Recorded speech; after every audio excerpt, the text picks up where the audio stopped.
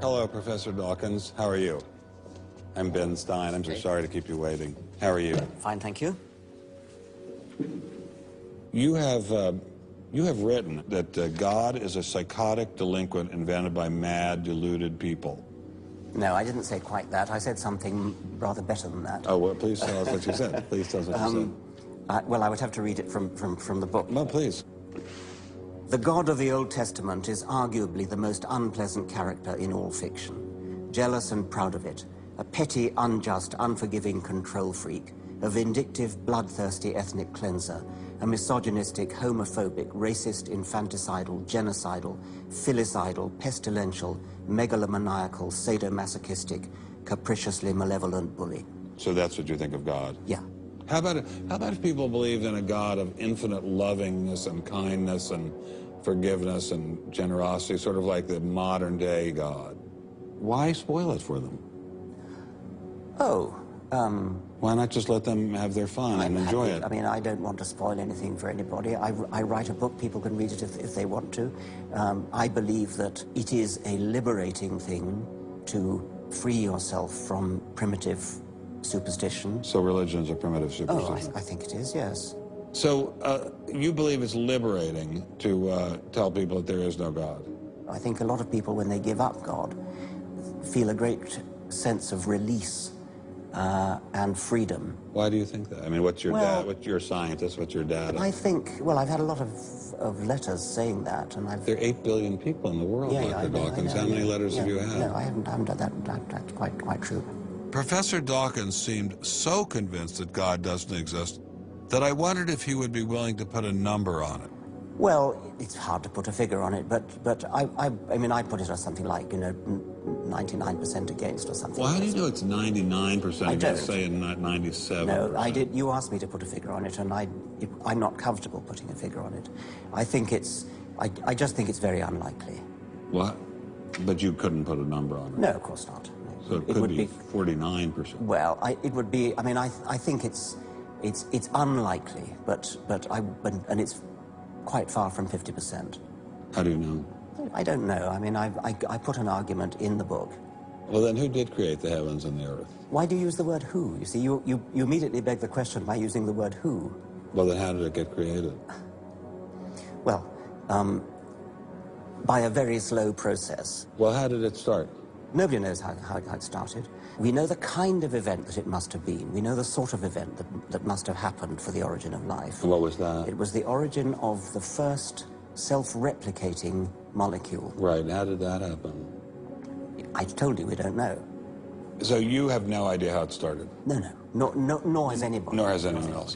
What do you think is the possibility that intelligent design might turn out to be the answer to some issues in genetics or in evolution?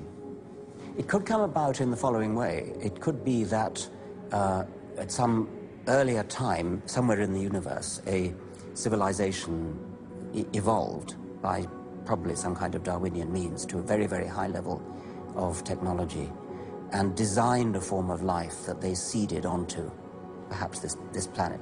Now, that is a possibility and an intriguing possibility. And I suppose it's possible that you might find evidence for that if you look at the details of biochemistry, molecular biology. You might find a signature of some sort of designer. Wait a second. Richard Dawkins thought intelligent design might be a legitimate pursuit? And that designer could well be a higher intelligence from elsewhere in the universe. Well, but that higher intelligence would itself have had to have come about by some explicable or ultimately explicable process. It couldn't have just jumped into existence spontaneously. That's the point. So Professor Dawkins was not against intelligent design, just certain types of designers, such as God. So the Hebrew God, the God of the Old Testament, he doesn't exist in your view? Certainly. I mean, that would be a very unpleasant prospect. And the Holy Trinity of the New Testament, nothing like that. Do you believe in any of the Hindu gods? Like Vishnu? How can you ask such a question? You don't, right? How could I? I mean, why would I, given that I don't believe in any others? You don't believe in the Muslim God? No. I mean, why do you even need to ask? Well, I just wanted to be sure. So you don't believe in any God anywhere? Any God anywhere would be completely incompatible with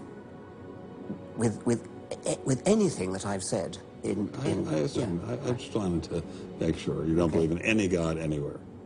No. What if after you died, you ran into God?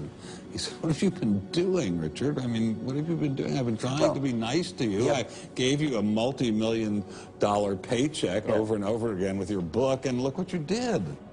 Bertrand Russell had that point put to him, and he said something like, "Sir, why did you take such pains to hide yourself?" But if the intelligent design people are right, God isn't hidden. We may even be able to encounter God through science, if we have the freedom to go there. What could be more intriguing than that?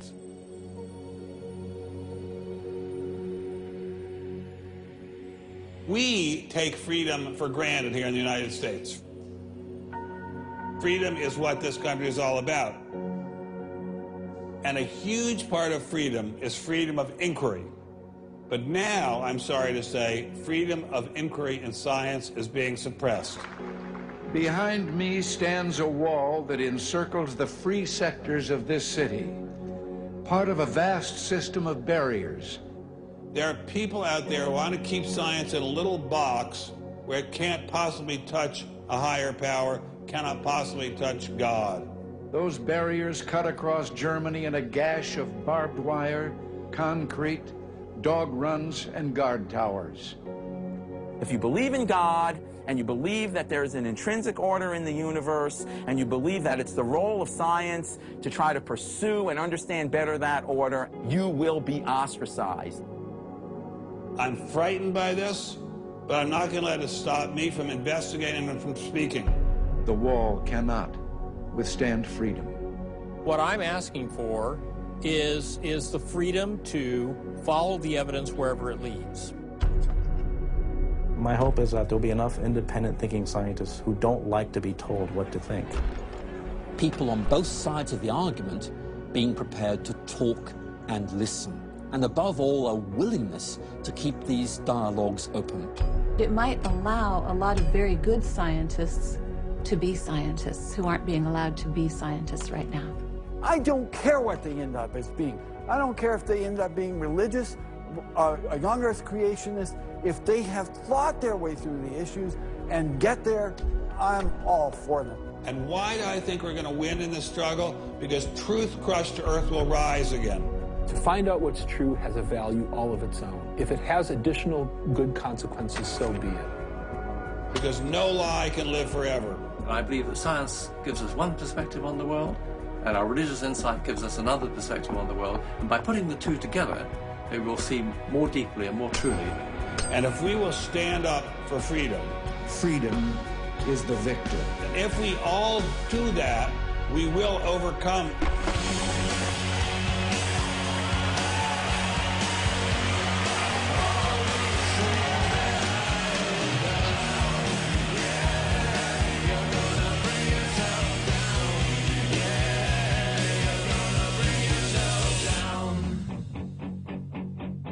I've taken a first step by speaking out on this issue. But if the wall is to come down, we all have to do our part. Some of you will pay a heavy price for speaking out. You may even lose your job. I guarantee you'll get hate email. But if you don't get involved, will anyone be left to carry on this struggle? Anyone? Anyone?